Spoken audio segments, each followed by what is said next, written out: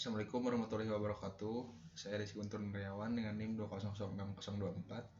Di sini saya akan menjelaskan tentang diskusi kelompok yang kelompok kami diskusikan.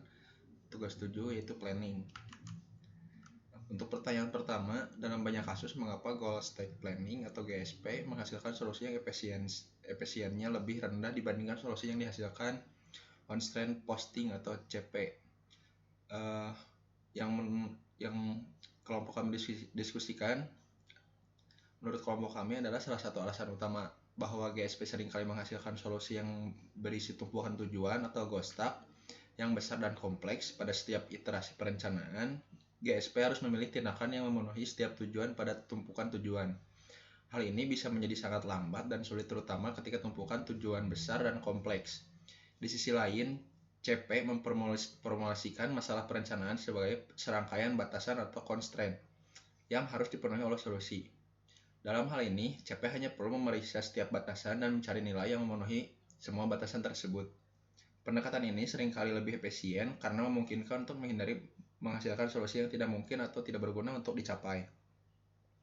Namun penting untuk dicatat bahwa tidak ada pendekatan perencanaan AI yang sempurna dan efektif. Dalam semua kasus, GSP mungkin lebih baik dari beberapa kasus di mana ada banyak tujuan yang harus dipenuhi dan kompleksitas tindakan yang lebih rendah. Oleh karena itu, dalam setiap kasus perencanaan, AI penting untuk mempertimbangkan faktor-faktor tertentu dan memilih pendekatan yang paling cocok untuk masalah yang dihadapi. Nah, itu untuk pertanyaan pertama yang kelompok kami diskusikan. Lanjut ke pertanyaan kedua. Mengapa metode CP disebut juga sebagai non-linear planning? Metode constraint posting atau CP disebut juga sebagai non-linear planning karena dalam metode ini, masalah perencanaan diungkapkan sebagai serangkaian batasan atau constraint yang harus dipenuhi oleh solusi. Solusi pada metode CP tidak dihasilkan dengan cara mengurutkan tindakan secara linear. Seperti pada metode perencanaan AI lainnya seperti STRIPS atau Stanford Research Institute Problem Solver atau GrabPlan, melainkan dengan menyelesaikan kumpulan batasan secara simultan dan mengoptimalkan solusi. Dalam metode CP, batasan dapat memiliki hubungan non-linear dan kompleks dengan satu sama lain, yang berarti bahwa perubahan pada satu batasan dapat mempengaruhi banyak batasan lainnya. Oleh karena itu, metode CP memerlukan solver yang canggih untuk menyelesaikan kumpulan batasan dengan cara yang efisien. Untuk pertanyaan ketiga, pada banyak masalah metode CP bisa menghasilkan solusi yang lebih efisien daripada GSP, tetapi dari segi pemrograman CP lebih sulit diimplementasikan. Mengapa demikian? Metode constraint posting atau CP dapat menghasilkan solusi yang lebih efisien daripada goal stack planning atau GSP dalam banyak masalah perencanaan AI. Namun di sisi lain, CP lebih sulit diimplementasikan dibandingkan GSP karena beberapa alasan, diantaranya yang pertama, implementasi CP memerlukan keahlian matematis dan komputasi yang lebih tinggi. Sebagai metode nonlinear planning, CP memerlukan pemrograman yang rumit dan canggih untuk menyelesaikan kumpulan batasan dengan cara yang efisien. Hal ini memerlukan pemahaman yang lebih baik tentang matematika dan algoritma, serta penggunaan bahasa pemrograman yang lebih kompleks serta constraint logic programming atau CLP. Yang kedua, dalam implementasi CP, formulasi batasan harus didefinisikan dengan benar dan tepat. Jika formulasi batasan tidak benar atau tidak tepat, maka solusi yang dihasilkan oleh CP mungkin tidak akurat atau bahkan salah. Oleh karena itu, pengguna CP harus memiliki pemahaman yang mendalam tentang masalah perencanaan bagaimana mengungkapkan masalah dalam bentuk batasan yang akurat dan efektif. Yang terakhir adalah CP memerlukan pengetahuan yang lebih luas tentang teknik-teknik perencanaan AI. Selain pemahaman tentang metode nonlinear planning, pengguna CP juga harus memahami teknik-teknik perencanaan AI, seperti representasi pengetahuan, penjadwalan, dan optimalisasi untuk membangun model masalah yang baik dan mengoptimalkan solusi.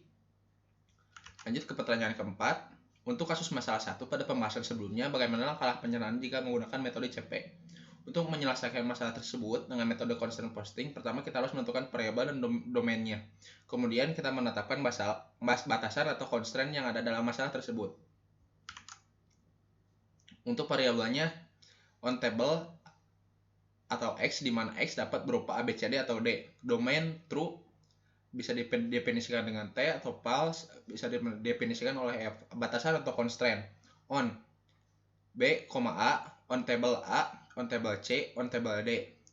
Armem PT on dalam kurung C koma A on table A on B, D on table D on table X sama dengan A dan X, B dan X, C dan X sama dengan D. Keterangan constraint 1 sampai 5 menjelaskan initial state. Constraint 6 sampai 9 menjelaskan goal state. Constraint 10 adalah batas umum yang mengikat variabel dengan domain. Setelah variabel domain dan batasan ditentukan, selanjutnya kita bisa menyelesaikan masalah dengan menjelaskan solver yang mendukung constraint posting, misalnya CLP, Constraint Logic Programming. Untuk solusi untuk masalah tersebut adalah on B, A, on table A, on table C, false, on table D, false,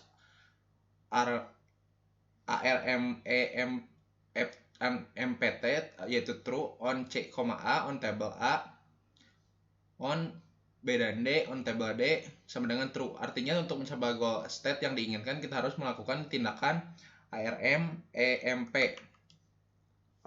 Mungkin ini diskusi kelompok kami.